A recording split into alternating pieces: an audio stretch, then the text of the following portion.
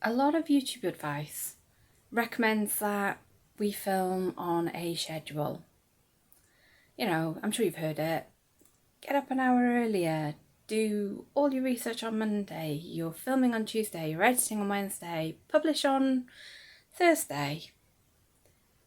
Except my brain didn't get the memo. It's not always cooperative. And I'm needing, as part of this experiment, to find ways that I can film and publish regardless of whether my brain is cooperating or not. So I get silent vestibular migraine.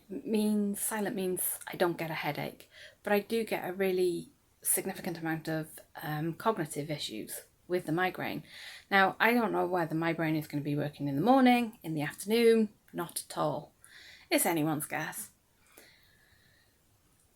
So I can't film on a schedule. Obviously, I'm going to film when I'm most capable of talking in coherent sentences, be that the morning or the afternoon. But sometimes I'm going to have to film regardless if I want to do this 100-day challenge. So knowing that, sometimes I'm going to have to film with a migraine, it's not going to be great.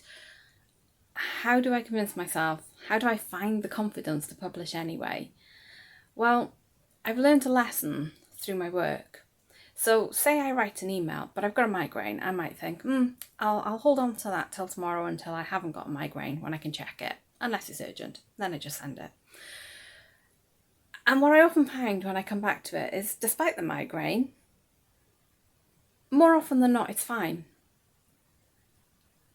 And even if it's not completely fine, the vast majority of the time it's good enough. There might be the odd grammatical error, the odd spelling mistake, nothing that's really going to change the meaning or confuse somebody. It's good enough. It could have gone out. There's only a very small proportion of the time when it's really bad and I have to rewrite it. So applying that to my video making, there are going to be times when I absolutely feel like the video is awful and I can't possibly publish it. But I know from experience that it's not actually the quality of my video or the quality of my email that's bad. What's bad is my ability to judge the quality. So I'm going to trust that. I'm going to trust that 9 times out of 10, it's probably going to be almost as good as it would be if I didn't have a migraine. Not as good, but good enough. And that's all I'm aiming for. At the end of the day, my bar for success is record, publish. Doesn't have to be that great.